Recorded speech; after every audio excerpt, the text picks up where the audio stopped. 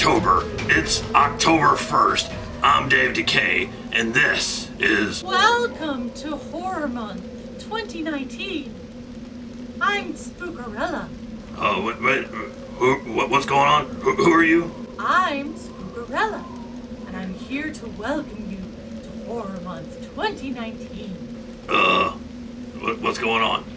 Well, I'm Spookarella, and this is Horror Month 2019. You got that part right? You understood that part? I think so, yeah. I'm here to introduce the hosts of Horror Month 2019. Wait a minute, host? There's someone else that's gonna be on here besides you? Excuse me. Huh? Returning as always, I don't know what's going on. your favorite ghoul, Dave Decay. Yeah, that's me. The higher-ups wanted to bring in some fresh blood for Horror Month 2019. And they decided that they wanted to get someone with an encyclopedic knowledge of classic horror films. So, wait a minute. Hang on. Really Spookarella, what are you trying to say here? That I don't have a encyclopedic of knowledge? Not so much. Oh, okay. So they hired a renowned professor. And my thing just came out of my hand. Hang on. Wait. Pause the recording. Hang on. Malfunction.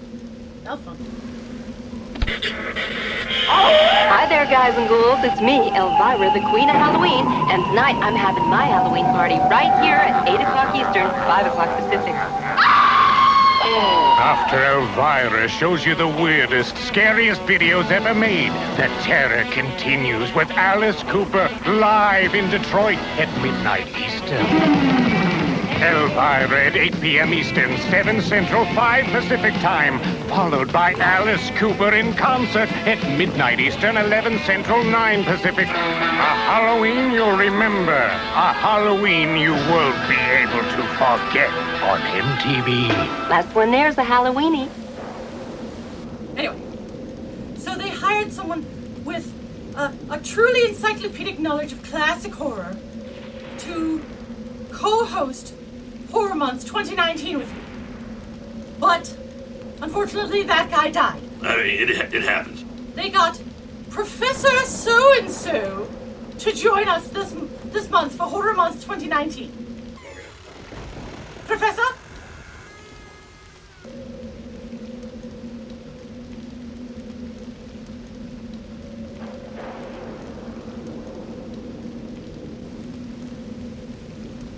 Hello? Is he awake? Did somebody wake up the professor? I think he's sleeping.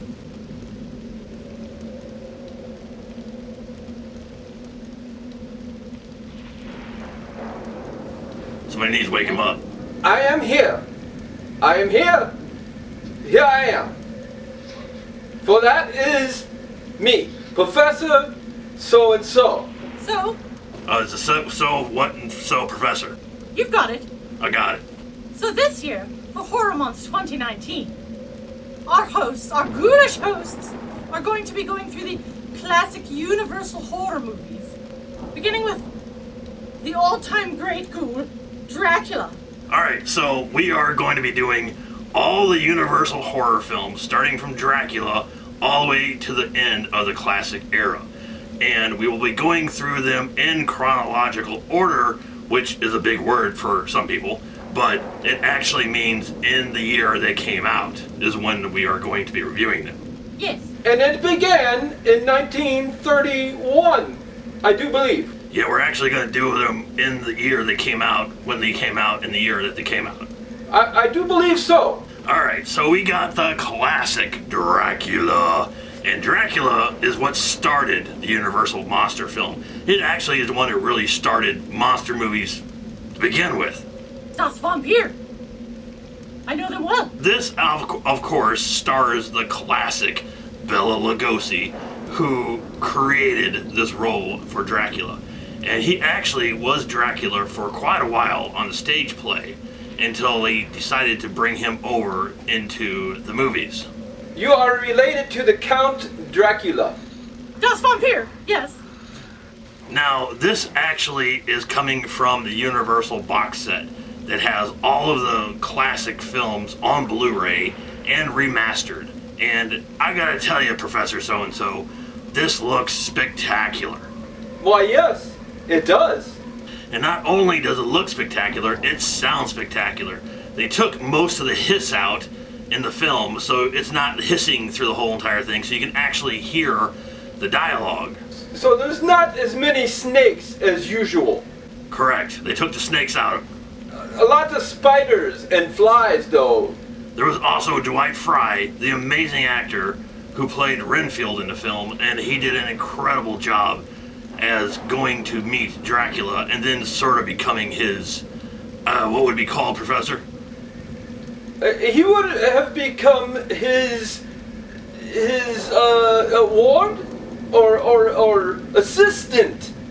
He became the person who helped Dracula get to where he was going and helped him do his dastardly deeds. I would say ghoul. I was going for ghoul, but you were close. Yeah, cool. Yes, that's accurate as well. Obviously, the story of Dracula is a classic one, and believe it or not, so-and-so, there's people out there who probably has never seen Dracula, and probably doesn't even know Dracula had quite a few sequels along with it. Yes, there were many other Draculas after this. Now, Professor, I haven't seen Dracula for quite a while, so it's really a lot of fun going back and watching this film after all this time. And like I said, they did an amazing job clearing up this picture and the audio. Now, I gotta mention the audio in this film because on this disc, there's two different versions of it. You have the regular Dracula that was, the original, and then they redid it with a soundtrack. Somebody recorded a soundtrack and put it through the entire film. Now, the original didn't have music, just for the simple fact that, believe it or not, this was coming right out of the talking, or right out of the non-talking films, the silent films, and they still weren't sure how to really place music into a film, let alone dialogue. That's why there's almost no music in this film. But the score that they do play was actually quite popular and has been used over and over for several other movies and other cartoons and comedies and such. It was Swan Lake, Tchaikovsky. Were you sneezing? Tchaikovsky. So this Tchaikovsky guy, he was popular back then, I assume.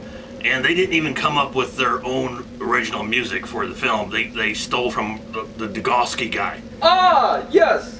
Swan Lake! The thing is, with this film, because it doesn't have any music score, it seems like the parts of it it's weird actually. It drags a little bit, but it's because, of the lack of music.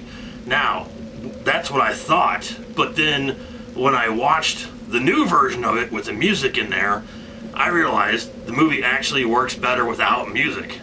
It is a classic in and of itself, with or without music, because of the great story. Exactly. This is based on, of course, Bram Stoker's Dracula. I'm sorry, who? You're having a stroke! What is it? Bram Stoker. It doesn't matter. Alright, so getting back in this film, it's interesting to see again the effects that they had back then and what they were sort of had to work with. Now, from what I've gathered, it's really weird if you're watching this film, is because when Bela Lugosi gets out of the coffin, the camera always pans away and shows a window.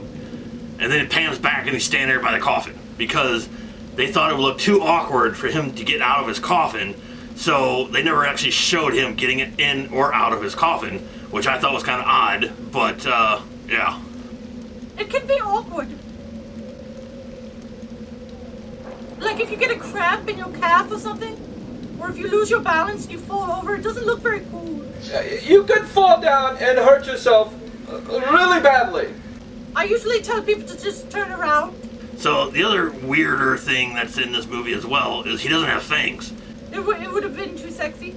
And there was absolutely no blood in this film whatsoever. It was too disturbing, perhaps. Alright, so there are some scenes in this film that I'm actually kind of shocked that got into the movie. Was the fact that when, I believe it was Lucy, and she was walking through the cemetery and you heard a baby crying, which indicated that she was out eating babies in the cemetery, which I thought was pretty shocking for even back then. But they did not show any baby eating. Well, no, but you kind of... Implied. It was implied. It was implied. So this would be the implication that there was a baby and she was munching on it. All the baby eating took place off screen. I like the ward in the film because not only did it have the creepy stuff, it also had comedy. And he was really sort of the comedy source that he kept losing Renfield. He couldn't keep a hold of Renfield. It had to be one of the worst sanitariums ever. Well, yes, I worked there with a guy much like that. He couldn't keep it together either. And I like the fact that, that they implied that Dracula could turn into a wolf and into a bat, which obviously they showed, but they didn't show the wolf. They were like, oh, hey, the wolf is running across the field out there. They didn't show it, probably because they didn't have the budget. Wolves are expensive. But it's still cool, the fact that, that they leave things to your imagination back then, mostly because they couldn't afford it. So, what do I give this classic film? Well, I love the movie. It is a fantastic classic film. And I enjoyed the character of Renfield quite a bit, actually. And I found him very entertaining. And what is that? The golden...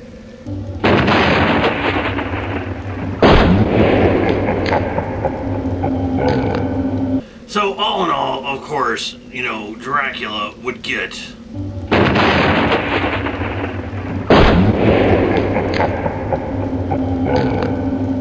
Golden tombstone.